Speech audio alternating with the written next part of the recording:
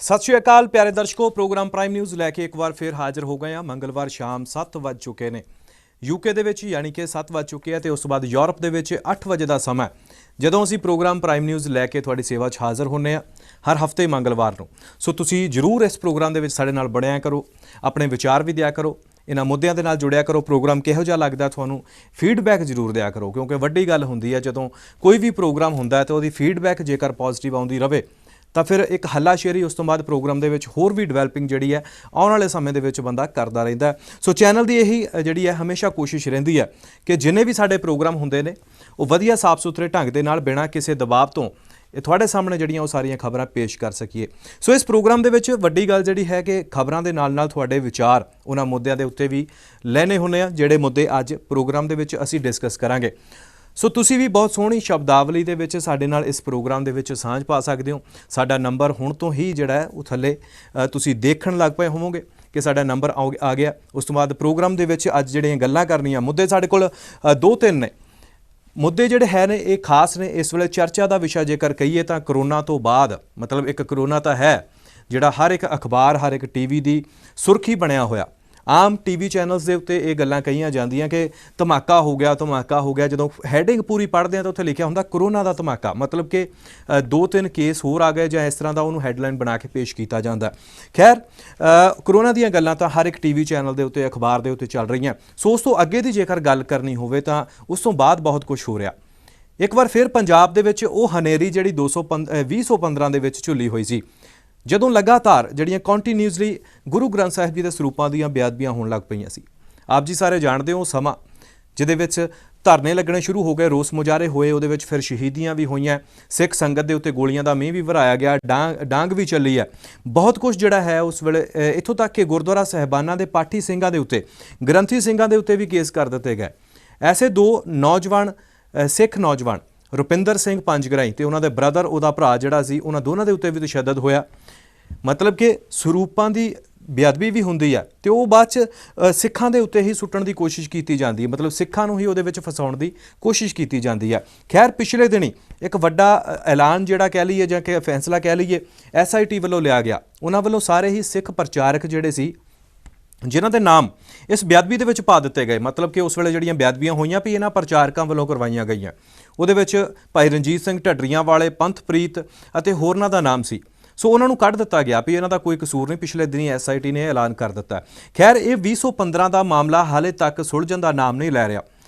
ਭਾਰਤ ਦੀ ਗੱਲ ਕਰੀਏ, ਪੰਜਾਬ ਦੀ ਗੱਲ ਕਰੀਏ ਤਾਂ ਖੁਫੀਆ ਏਜੰਸੀਆਂ ਜਿਹੜੀਆਂ ਬਹੁਤ ਸਤਰਕ ਰਹਿੰਦੀਆਂ ਨੇ। ਜੇਕਰ DGP ਦਿਨਕਰ ਗੁਪਤਾ ਹੋਰਾਂ ਦੀ ਗੱਲ ਕਰੀਏ ਤਾਂ ਉਹਨਾਂ ਦਾ ਵੀ ਇਹ ਬਾਰ-ਬਾਰ ਕਹਿਣਾ ਹੁੰਦਾ ਕਿ ਸਰਹੱਦੀ ਸੂਬਾ ਸਾਡਾ, ਇਸ ਕਰਕੇ ਸਾਨੂੰ ਬਹੁਤ ਹੀ ਖਿਆਲ ਰੱਖਣਾ ਪੈਂਦਾ ਕੋਈ ਐਸੀਆਂ ਤਾਕਤਾਂ ਸਾਡੇ ਸੂਬੇ ਦੇ ਉੱਤੇ ਅਟੈਕ ਨਾ ਕਰਨ ਕਿਸੇ ਤਰ੍ਹਾਂ ਦਾ ਵੀ। ਪਰ ਜਦੋਂ ਗੱਲ ਆਉਂਦੀ ਹੈ ਸਰੂਪਾਂ ਦੇ ਮਾਮਲੇ ਦੀ ਤਾਂ ਉੱਥੇ ਏਜੰਸੀਆਂ ਵੀ ਫੇਲ ਹੋ ਜਾਂਦੀਆਂ। ਫੇਲ ਕਿਉਂ ਕਹਿ ਰਹੇ ਹਾਂ? ਕਿਉਂਕਿ 15 ਦੇ ਵਿੱਚ ਬੇਅਦਬੀਆਂ ਹੁੰਦੀਆਂ, 2020 ਚੜ੍ਹ ਜਾਂਦਾ ਤਾਂ ਕੋਈ ਵੀ ਉਹਦੇ ਵਿੱਚ ਕੋਈ ਵੱਡੀ ਕਾਰਵਾਈ ਨਹੀਂ ਕੀਤੀ ਜਾਂਦੀ। ਅੱਜ 20 ਬੇਅਦਬੀਆਂ ਹੋਣ ਰਹੀਆਂ ਨੇ, ਜਿਸ ਗੱਲ ਤੋਂ ਅੱਜ ਪ੍ਰੋਗਰਾਮ ਦੇ ਵਿੱਚ ਇਹ ਮੁੱਦਾ ਜਿਹੜਾ ਅਸੀਂ ਬਣਾਵਾਂਗੇ ਕਿ ਬੇਅਦਬੀਆਂ ਦੁਬਾਰਾ ਇੱਕ ਵਾਰ ਸ਼ੁਰੂ ਹੋ ਚੁੱਕੀਆਂ। ਹੁਣ ਸੱਤਾ ਦੇ ਵਿੱਚ ਜਿਹੜੀ ਸਰਕਾਰ ਹੈ ਉਹ ਕੈਪਟਨ ਸਰਕਾਰ ਹੈ, ਨਾ ਕਿ ਬਾਦਲ ਸਰਕਾਰ। ਉਸ ਵੇਲੇ ਜਿਹੜੀਆਂ ਬੇਅਦਬੀਆਂ ਹੋਈਆਂ ਉਸ ਵੇਲੇ ਅਕਾਲੀ ਦਲ ਬਾਦਲ ਸੱਤਾ ਦੇ ਵਿੱਚ ਸੀ। ਸੋ ਕਿਤੇ ਨਾ ਕਿਤੇ ਸਾਰਾ ਸਿਹਰਾ ਜਿਹੜਾ ਉਹ ਬੇਅਦਬੀਆਂ ਦਾ ਸਾਡੀ ਸਿੱਖ ਕੌਮ ਨੇ ਉਹ ਬਾਦਲਾਂ ਦੇ ਸਿਰ ਤੇ ਮੜ ਦਿੱਤਾ ਸੀ ਉਸ ਵੇਲੇ। ਜ਼ਾਹਰ ਜੀ ਗੱਲ ਹੈ ਜਿਹੜੀ ਸਰਕਾਰ ਸੱਤਾ ਦੇ ਵਿੱਚ ਹੋਵੇ, ਕਿਉਂਕਿ ਉਹ ਬਹੁਤ ਸਾਰੇ ਐਸੇ ਲਿੰਕਸ ਵੀ ਜਾਂ ਸਾਰਾ ਕੁਝ ਜਿਹੜਾ ਹੌਲੀ ਹੌਲੀ ਸਾਹਮਣੇ ਆਉਂਦਾ ਗਿਆ ਜਿਹਦੇ ਨਾਲ ਸਿੱਖ ਕੌਮ ਇੱਕ ਵਾਰ ਮੰਨ ਚੁੱਕੀ ਕਿ ਬਾਦਲ ਸਰਕਾਰ ਵੇਲੇ ਬੇਅਦਬੀਆਂ ਹੋਈਆਂ, ਬਾਦਲਾਂ ਵੱਲੋਂ ਕਰਵਾਈਆਂ ਗਈਆਂ, ਇੱਥੋਂ ਤੱਕ ਕਹਿ ਦਿੱਤਾ ਗਿਆ। ਪਰ ਹੁਣ ਤਾਂ ਕੈਪਟਨ ਸਰਕਾਰ ਹੈ, ਯਾਨੀ ਕਿ ਕੈਪਟਨ ਅਮਰਿੰਦਰ ਸਿੰਘ ਦੀ ਕਾਂਗਰਸ ਸਰਕਾਰ ਹੈ। ਫਿਰ ਹੁਣ ਬੇਅਦਬੀਆਂ ਕਿਉਂ ਹੋ ਰਹੀਆਂ? ਹਾਲਾਂਕਿ ਕੁਝ ਹਫ਼ਤੇ ਪਹਿਲਾਂ ਦੀ ਗੱਲ ਹੈ ਜਦੋਂ ਇੱਕ ਸਰੂਪ ਗੁਰਦੁਆਰਾ ਅਰਦਾਸਪੁਰਾ ਪਟਿਆਲਾ ਤੋਂ ਪੁਰਾਤਨ ਸਰੂਪ ਸੀ, ਉਹ ਗਾਇਬ ਹੋ ਜਾਂਦਾ ਹੈ। ਹਜੇ ਤੱਕ ਉਹਦੇ ਬਾਰੇ ਕੋਈ ਵੀ ਇਨਫੋਰਮੇਸ਼ਨ ਜਿਹੜੀ ਹੈ ਉਹ ਪ੍ਰਸ਼ਾਸਨ ਦੇ ਕੋਲ ਨਹੀਂ। ਉਹ ਸਰੂਪ ਗਿਆ ਕਿੱਥੇ ਆਖਰ ਕੋਈ ਪਤਾ ਨਹੀਂ ਲੱਗਿਆ। ਜੇਕਰ ਗੱਲ ਕਰੀਏ ਪ੍ਰਬੰਧਕ ਕਮੇਟੀ ਦੀ ਤਾਂ ਉਹਨਾਂ ਵੱਲੋਂ ਵੀ ਇਹ ਗੱਲ ਕਹਿ ਦਿੱਤੀ ਗਈ ਹੈ ਕਿ ਸਾਨੂੰ ਵੀ ਇਹਦੇ ਬਾਰੇ ਕੋਈ ਪਤਾ ਨਹੀਂ ਲੱਗਿਆ। ਸੋ ਜਿੱਥੇ ਦੁਨੀਆ ਭਰ ਦੇ ਵਿੱਚ ਹਰ ਇੱਕ ਕੌਮ, ਹਰ ਇੱਕ ਦੇਸ਼ ਆਪਣੀ ਹਿਸਟਰੀ ਨੂੰ ਸਾਂਭ ਰੱਖ ਰਿਹਾ, ਸ਼ੀਸ਼ੇ ਦੇ ਵਿੱਚ ਮੜ ਦਿੰਦੇ ਨੇ। ਅੱਜ ਜਿਨ੍ਹਾਂ ਮੁਲਕਾਂ 'ਚ ਅਸੀਂ ਬੈਠੇ ਹੋਏ ਹਾਂ ਇੱਥੇ ਆਪਾਂ ਇਹਨਾਂ ਲੋਕਾਂ ਦੀਆਂ ਹਿਸਟਰੀਜ਼ ਦੇਖਣ ਜਾਂਦੇ ਹਾਂ, ਜਿੱਥੇ ਇਹਨਾਂ ਨੇ ਵੱਡੀਆਂ ਬਿਲਡਿੰਗਾਂ, ਪੁਰਾਣੇ ਕਿਲੇ ਸਾਂਭ ਕੇ ਰੱਖੇ ਹੋਏ ਨੇ। ਉੱਥੇ ਇੱਕ ਸੂਈ ਜਿੰਨੀ ਚੀਜ਼ ਵੀ ਜੇਕਰ ਉਹਦਾ ਕੋਈ ਰਿਲੇਸ਼ਨ ਹੋਵੇ ਹਿਸਟਰੀ ਦੇ ਨਾਲ ਤਾਂ ਉਹਨਾਂ ਨੇ ਸਾਂਭ ਕੇ ਰੱਖੀ ਹੋਈ ਹੈ। ਜਰਮਨੀ ਦੇ ਵਿੱਚ ਚਲੇ ਜਾਈਏ ਤਾਂ ਹਿਟਲਰ ਨੇ ਵੱਡਾ ਘਾਣ ਯਹੂਦੀਆਂ ਦਾ ਉਸ ਵੇਲੇ ਕੀਤਾ ਸੀ, ਯਾਨੀ ਕਿ ਇੱਕ ਦੁਸ਼ਮਣ ਦੇ ਜਾਂ ਫਿਰ ਐਸੇ ਇੱਕ ਕਾਤਲ ਦੇ ਤੌਰ ਤੇ ਆਪਾਂ ਲੈਨੇ ਆ। ਅੱਜ ਸਾਰੀ ਮਨੁੱਖਤਾ ਲੈਂਦੀ ਆ ਕਿ ਉਹਨੇ ਵੱਡਾ ਘਣ ਕੀਤਾ। ਪਰ ਜਰਮਨੀ ਦੇ ਵਿੱਚ ਅੱਜ ਵੀ ਉਹ ਗੈਸ ਚੈਂਬਰ ਮੌਜੂਦ ਨੇ ਜਿਹਦੇ ਵਿੱਚ ਯਹੂਦੀਆਂ ਨੂੰ ਪਾ ਕੇ ਸਾੜਿਆ ਜਾਂਦਾ ਸੀ। ਉਸ ਵੇਲੇ ਜਦੋਂ ਉਹ ਜ਼ਹਿਰੀਲੀਆਂ ਗੈਸਾਂ ਛੱਡੀਆਂ ਜਾਂਦੀਆਂ ਸੀ, ਉਹ ਵੀ ਮੌਜੂਦ ਹੈ। ਉਹਨਾਂ ਨੇ ਹਿਟਲਰ ਦੀਆਂ ਵੀ ਯਾਦਾਂ ਸਾਂਭ ਕੇ ਰੱਖੀਆਂ ਹੋਈਆਂ। ਪਰ ਜਦੋਂ ਸਾਡੀ ਗੱਲ ਆਉਂਦੀ ਹੈ ਤਾਂ ਸਾਡਾ ਤਾਂ ਪੰਥ ਧਰਮ ਜਿਹੜਾ ਹੈ ਉਹ ਤਾਂ ਹਜੇ ਨਿਵੇਕਲਾ ਹੈ, ਤੇ ਸਾਡੇ ਕੋਲ ਉਹ 100 ਸਾਲ ਪੁਰਾਣਾ ਸਰੂਪ ਜਿਹੜਾ ਉਹ ਹੀ ਨਹੀਂ ਸਾਂਭਿਆ ਗਿਆ। ਮਤਲਬ ਕਿ ਅਰਦਾਸਪੁਰਾ ਜਿਹੜਾ ਗੁਰਦੁਆਰਾ ਉੱਥੋਂ ਇੱਕ ਸਰੂਪ ਚੋਰੀ ਹੁੰਦਾ ਜਿਹੜਾ ਪੁਰਾਤਨ ਹੈ। ਇਹ ਵੀ ਹੋ ਸਕਦਾ ਉਹ ਸਰੂਪ ਗੁਰੂ ਸਾਹਿਬਾਂ ਦੇ ਵੇਲੇ ਦਾ ਹੋਵੇ, ਇਹ ਵੀ ਹੋ ਸਕਦਾ ਬਾਬਾ ਦੀਪ ਸਿੰਘ, ਬਾਬਾ ਬੰਦਾ ਸਿੰਘ ਬਹਾਦਰ ਦੇ ਸਮੇਂ ਦਾ ਹੋਵੇ ਜਾਂ ਮਿਸਲਾਂ ਦੇ ਸਮੇਂ ਦਾ ਹੋਵੇ। ਖੈਰ, ਪੁਰਾਤਨ ਤਾਂ ਪੁਰਾਤਨ ਹੀ ਹੁੰਦੀ ਹੈ, ਇੱਕ ਸਦੀ ਬੀਤ ਜਾਣ ਵਾਲੀ ਚੀਜ਼ ਵੈਸੇ ਹੀ ਪੁਰਾਤਨ ਹੋ ਜਾਂਦੀ ਹੈ। ਸੋ ਸਾਡੇ ਕੋਲੋਂ ਇਹ ਚੀਜ਼ਾਂ ਕਿਉਂ ਨਹੀਂ ਸਾਂਭੀਆਂ ਜਾ ਰਹੀਆਂ? ਸਾਡਾ ਜਿੱਥੇ ਗੁਰੂ ਗ੍ਰੰਥ ਸਾਹਿਬ ਦੀ ਗੱਲ ਆਉਂਦੀ ਹੈ ਤਾਂ ਹਰ ਇੱਕ ਸਿੱਖ ਜਿਹੜਾ ਪੂਰੀ ਦੁਨੀਆ 'ਚ ਵਿਚਰਦਾ ਹੈ, ਗੁਰੂ ਗ੍ਰੰਥ ਸਾਹਿਬ ਜੀ ਦਾ ਓਟ ਆਸਰਾ ਲੈ ਕੇ ਵਿਚਰਦਾ ਹੈ। ਗੁਰਦੁਆਰਾ ਸਾਹਿਬ ਦੀ ਬਿਲਡਿੰਗ ਉਨੀ ਦੇਰ ਬਿਲਡਿੰਗ ਰਹਿੰਦੀ ਹੈ ਜਿੰਨੀ ਦੇਰ ਅੰਦਰ ਗੁਰੂ ਗ੍ਰੰਥ ਸਾਹਿਬ ਦਾ ਸਰੂਪ ਨਾ ਹੋਵੇ। ਹਰ ਇੱਕ ਸਿੱਖ ਜੇਕਰ ਦਿਨ ਦੀ ਸ਼ੁਰੂਆਤ ਕਰਦਾ ਹੈ ਤਾਂ ਉਹ ਗੁਰੂ ਗ੍ਰੰਥ ਸਾਹਿਬ 'ਚੋਂ ਹੁਕਮਨਾਮਾ ਲੈ ਕੇ ਸ਼ੁਰੂਆਤ ਕਰਦਾ ਹੈ, ਸ਼ਾਮ ਵੀ ਇਸੇ ਤਰ੍ਹਾਂ ਪੈਂਦੀ ਹੈ। ਪਰ ਅੱਜ ਸਾਡੇ ਸਿੱਖ ਕੌਮ ਜਾਂ ਫਿਰ SGPC ਨੂੰ ਵੱਡੇ ਤੌਰ ਦੇ ਉੱਤੇ ਇਹਦਾ ਜ਼ਿੰਮੇਵਾਰ ਅਸੀਂ ਤਾਂ ਮੰਨਦੇ ਹਾਂ ਕਿਉਂਕਿ ਇੱਕੋ ਇੱਕ ਸਾਡੀ ਆਥੈਂਟਿਕ ਜਿਹੜੀ ਹੈ ਜਥੇਬੰਦੀ ਉਹ ਹੈ ਜਿਨ੍ਹਾਂ ਨੂੰ ਅਸੀਂ ਪ੍ਰਬੰਧ ਸੌਂਪਿਆ ਹੋਇਆ। ਲੰਬੇ ਸਮੇਂ ਤੋਂ ਇਹ ਪ੍ਰਬੰਧ ਚੱਲਦਾ ਆ ਰਿਹਾ, ਪਰ ਅੱਜ ਉਹਨਾਂ ਦੇ ਵਿੱਚ ਹੀ ਖਾਮੀਆਂ ਜਿਹੜੀਆਂ ਨਜ਼ਰ ਆ ਗਈਆਂ ਜਦੋਂ ਜਥੇਦਾਰ ਯਾਨੀ ਹਰਪ੍ਰੀਤ ਸਿੰਘ ਹੋਰਾਂ ਨੇ ਕੱਲ੍ਹ ਇੱਕ ਵੱਡਾ ਬਿਆਨ ਉਸ ਵੇਲੇ ਦੇ ਦਿੱਤਾ। ਉਸ ਤੋਂ ਬਾਅਦ ਆਪਣੀ ਹੀ SGPC ਦੇ ਉੱਤੇ, ਖੈਰ ਜਥੇਦਾਰ ਹਰਪ੍ਰੀਤ ਸਿੰਘ ਤਾਂ ਹੁਣ ਆਏ ਨੇ, ਪਰ ਉਸ ਤੋਂ ਪਹਿਲਾਂ SGPC ਉਸ ਵੇਲੇ ਜਿਹੜੇ ਪ੍ਰਧਾਨ ਸੀ ਮੱਕੜ ਸਾਹਿਬ ਜਾਂ ਫਿਰ ਗੁਰਬਚਨ ਸਿੰਘ ਹੋਰੀ ਹੋ ਗਏ ਜਿਹੜੇ ਉਸ ਵੇਲੇ ਜਥੇਦਾਰ ਸੀ, ਇਹ ਸਾਰਿਆਂ ਨੂੰ ਵਿੱਚ ਆਪਾਂ ਕਹਿ ਲਈਏ ਕਿ ਲੈ ਆਉਂਦਾ, ਕਿਉਂਕਿ ਜਿਹੜੀਆਂ ਗੱਲਾਂ ਜਥੇਦਾਰ ਹਰਪ੍ਰੀਤ ਸਿੰਘ ਹੋਰਾਂ ਨੇ ਦੱਸ ਦਿੱਤੀਆਂ ਕੱਲ੍ਹ, ਉਹ ਕਿਤੇ ਨਾ ਕਿਤੇ ਸੋਚਣ ਲਈ ਮਜਬੂਰ ਕਰਦੀਆਂ ਕਿ ਕਿੱਡਾ ਵੱਡਾ ਘਪਲਾ। ਉਹਨਾਂ ਨੇ ਤਾਂ ਇੱਥੋਂ ਤੱਕ ਕਹਿ ਦਿੱਤਾ ਕਿ ਕੁਝ ਸਰੂਪ ਜਿਹੜੇ ਨੇ ਛਪਾ ਕੇ ਬਿਨਾਂ ਬਿੱਲ ਕੱਟਿਆਂ ਤੋਂ ਕਿਸੇ ਨੂੰ ਦਿੱਤੇ ਵੀ ਗਏ ਨੇ। ਮਤਲਬ ਉਹਨਾਂ ਵੱਲੋਂ ਇੱਕ ਖੁਲਾਸਾ ਜਿਹੜਾ ਬੜਾ ਵੱਡਾ ਕੀਤਾ ਗਿਆ। ਅਸੀਂ ਗੱਲ ਕਰਦੇ ਹਾਂ 267 ਸਰੂਪਾਂ ਦੀ, ਉਹ ਕਹਿੰਦੇ 267 ਸਰੂਪ ਨਹੀਂ 328 ਸਰੂਪ ਜਿਹੜੇ ਆ ਉਹ ਗਾਇਬ ਨੇ। ਮਤਲਬ ਕਿ 60-70 ਸਰੂਪ ਜਿਹੜੇ ਹੋਰ ਵੱਧ ਗਏ ਇਹਦੇ ਵਿੱਚ। ਸੋ ਆਪਾਂ ਦੇਖੀਏ ਕਿੱਡਾ ਘਪਲਾ ਜਿਹੜਾ ਉਸ ਵੇਲੇ ਹੋਇਆ। ਇੱਕ ਜਿਹੜੀ ਫਾਇਰ ਜਿਹੜੀ ਹੈ ਉਸੇ ਅੱਗ ਲੱਗ ਜਾਂਦੀ ਹੈ, ਜਿਹੜੀ ਪ੍ਰੈਸ ਹੈ ਜਿੱਥੇ ਗੁਰਦੁਆਰਾ ਸਾਹਿਬ ਦੇ ਵਿੱਚ SGPC ਦੀ ਪ੍ਰੈਸ ਦੇ ਵਿੱਚ ਜਿੱਥੇ ਸਰੂਪ ਛਪਦੇ ਨੇ 2016 ਦੇ ਵਿੱਚ ਉੱਥੇ ਅੱਗ ਲੱਗ ਜਾਂਦੀ ਹੈ। ਮੰਨਿਆ ਜਾਂਦਾ ਆਮ ਇਹ ਜਥੇਦਾਰ ਸਾਬਕਾ ਜਥੇਦਾਰ ਰਣਜੀਤ ਸਿੰਘ ਵੀ ਇਹ ਗੱਲ ਕਹਿ ਚੁੱਕੇ ਨੇ ਮੀਡੀਆ ਦੇ ਅੱਗੇ ਆ ਕੇ ਕਿ ਉਸ ਵੇਲੇ 15 'ਚ ਜਿਹੜੀਆਂ ਬੇਅਦਬੀਆਂ ਹੋਈਆਂ ਸੀ ਉਹਦੇ ਕਰਕੇ ਬਾਦਲਾਂ ਨੂੰ ਬਹੁਤ ਰੋਸ ਦਾ ਸਾਹਮਣਾ ਕਰਨਾ ਪੈ ਰਿਹਾ ਸੀ। ਸੋ 16 ਦੇ ਵਿੱਚ ਉਹਨਾਂ ਨੇ ਕੀ ਕੀਤਾ, ਜਿਹੜੀ ਅੱਗ ਲੱਗ ਜਾਂਦੀ ਹੈ ਜਿਹਦੇ ਨਾਲ ਸਰੂਪ ਜਿਹੜੇ ਆ ਅਗਨ ਭੇਟ ਹੋ ਜਾਂਦੇ ਨੇ, ਉਹ ਘਟਨਾ ਛੁਪਾਉਣ ਵਾਸਤੇ ਉਹਨਾਂ ਨੇ ਉਹਨੂੰ ਹਾਈਡ ਕਰ ਦਿੱਤਾ। ਰਾਤੋਂ ਰਾਤ ਜਿਹੜੇ ਸਰੂਪ ਹੈਗੇ ਨੇ ਜਿਹੜੇ ਕੁਝ ਸੜ ਚੁੱਕੇ ਸੀ, ਕੁਝ ਇਸ ਤਰ੍ਹਾਂ ਹੋ ਚੁੱਕਿਆ ਸੀ, ਉਹਨਾਂ ਨੂੰ ਲਿਜਾਇਆ ਗਿਆ, ਸੰਸਕਾਰ ਕਰ ਦਿੱਤਾ ਗਿਆ, ਖਬਰ ਬਾਹਰ ਨਹੀਂ ਆਉਣ ਦਿੱਤੀ ਗਈ। ਸੋ ਮੰਨਿਆ ਜਾਂਦਾ ਕਿ ਇਹ ਜਿਹੜੇ 328 ਸਰੂਪ ਨੇ ਉੱਥੇ ਹੀ ਸ਼ਾਇਦ ਅਗਨ ਭੇਟ ਹੋਏ ਹੋਣ। ਸੋ ਇਹਨੂੰ ਗੱਲ ਨੂੰ ਉਸ ਵੇਲੇ ਕਵਰ ਕਰ ਲਿਆ ਗਿਆ। ਖੈਰ, ਇਹ 328 ਸਰੂਪ ਜਿਹੜੇ ਉੱਥੇ ਅਗਨ ਭੇਟ ਹੋਏ ਨੇ ਜਾਂ ਫਿਰ ਜਿਵੇਂ ਜਥੇਦਾਰ ਹਰਪ੍ਰੀਤ ਸਿੰਘ ਹੋਰਾਂ ਨੇ ਕੱਲ੍ਹ ਇਹ ਗੱਲ ਕਹੀ ਹੈ ਕਿ ਕੁਝ ਸਰੂਪ ਜਿਹੜੇ ਨੇ ਉਹ ਬਿਨਾਂ ਬਿੱਲ ਤੋਂ ਦਿੱਤੇ ਗਏ ਨੇ, ਕੁਛ ਬੇਈਮਾਨੀਆਂ ਹੋਈਆਂ, ਕੁਛ ਉਹਨਾਂ ਦੀ ਦੇਖਭਾਲ ਨਹੀਂ ਸਹੀ ਤਰ੍ਹਾਂ ਹੋਈ। ਬਹੁਤ ਵੱਡੇ ਉਹਨਾਂ ਵੱਲੋਂ ਗੱਲ ਕੀਤੀ ਗਈ ਹੈ। ਸਾਡੇ ਕੋਲ ਉਹਨਾਂ ਦਾ ਕੱਲ੍ਹ ਦਾ ਜਿਹੜਾ ਹੈ ਉਹ ਬਿਆਨ ਜਦੋਂ ਮਤੇ ਪਾਸ ਕੀਤੇ ਗਏ ਨੇ ਸਰੂਪਾਂ ਦੇ ਸਬੰਧ ਦੇ ਵਿੱਚ, ਵੈਸੇ ਉਹਨਾਂ ਵੱਲੋਂ ਬਹੁਤ ਮਤੇ ਪਾਸ ਕੀਤੇ ਗਏ। ਖੈਰ, ਅਸੀਂ ਅੱਜ ਗੱਲ ਜਿਹੜੀ ਹੈ ਉਹ ਗੁਰੂ ਗ੍ਰੰਥ ਸਾਹਿਬ ਦੇ ਸਰੂਪਾਂ ਦੇ ਉੱਤੇ ਰੱਖਾਂਗੇ ਤੇ ਕੁਝ ਹੋਰ ਮਾਮਲੇ, ਸੁਮੇਧ ਸੈਣੀ ਦਾ ਮਾਮਲਾ ਦੂਸਰਾ, ਅਸੀਂ ਉਹਦੇ ਉੱਤੇ ਵੀ ਟੱਚ ਕਰਾਂਗੇ। ਪਰ ਪਹਿਲਾਂ ਆਪਾਂ ਚੱਲਦੇ ਹਾਂ ਜਿਹੜੀ ਜਥੇਦਾਰ ਸਾਹਿਬ ਦਾ ਬਿਆਨ ਕੱਲ੍ਹ ਇੱਕ ਮਤੇ ਦੇ ਵਿੱਚ ਰੂਪ ਦੇ ਵਿੱਚ ਉਹਨਾਂ ਨੇ ਜਿਹੜਾ ਖੁਲਾਸਾ ਕੀਤਾ, ਆਪਾਂ ਕਹਿ ਲਈਏ ਉਸ ਤੋਂ ਬਾਅਦ ਹੜਕੰਪ ਮਚਿਆ, ਸੋਚਣ ਲਈ ਮਜਬੂਰ ਹੋਏ ਨੇ ਸਾਰੇ ਕਿ ਖੈਰ ਜਥੇਬੰਦੀ ਜਿਹੜੀ SGPC ਹੈ ਉਹਦੇ ਵਿੱਚ ਵੀ ਐਡੀ ਵੱਡੀ ਬੇਈਮਾਨੀ ਆਪਾਂ ਕਹਿ ਲਈਏ ਕਿ ਇਹ ਮੰਨੀ ਜਾ ਰਹੀ ਹੈ। ਦੇਖਦੇ ਹਾਂ ਆਹ ਵੀਡੀਓ ਕਲਿੱਪ। ਸ੍ਰੀ ਅਕਾਲ ਤਖਤ ਸਾਹਿਬ ਵੱਲੋਂ ਸ਼੍ਰੋਮਣੀ ਗੁਰਦੁਆਰਾ ਪ੍ਰਬੰਧਕ ਕਮੇਟੀ ਵੱਲੋਂ ਹੋਏ ਮਤੇ ਅਨੁਸਾਰ ਗੁਰਦੁਆਰਾ ਰਾਮਸਰ ਸਾਹਿਬ ਵਿਖੇ ਪਬਲੀਕੇਸ਼ਨ ਵਿਭਾਗ ਦੇ ਵਿੱਚ 267 ਸਰੂਪ ਸਟਾਕ ਦੇ ਵਿੱਚੋਂ ਘੱਟ ਹੋਣ ਸੰਬੰਧੀ ਸ਼ਿਕਾਇਤ ਦੀ ਪੜਤਾਲ ਲਈ ਇੱਕ ਪੜਤਾਲੀਆ ਕਮਿਸ਼ਨ ਬਣਾਇਆ ਗਿਆ ਸੀ। ਉਹਦੀ ਰਿਪੋਰਟ ਆਈ ਹੈ ਤੇ ਰਿਪੋਰਟ ਵਿੱਚ ਲਿਖਿਆ ਕਿ ਸ੍ਰੀ ਗੁਰੂ ਗ੍ਰੰਥ ਸਾਹਿਬ ਜੀ ਦੇ ਪਾਵਨ ਸਰੂਪ ਸਟੋਰ ਲੈਜ਼ਰ ਦੇ ਵਿੱਚ ਠੀਕ ਢੰਗ ਦੇ ਨਾਲ ਮੇਨਟੇਨ ਨਹੀਂ ਕੀਤੇ ਗਏ ਸਨ। ਓਪਨ ਅਤੇ ਕਲੋਜ਼ਿੰਗ ਲੈਜ਼ਰ ਵਾਰ-ਵਾਰ ਕਟਿੰਗ ਅਤੇ ਛੇੜਛਾੜ ਕੀਤੀ ਗਈ।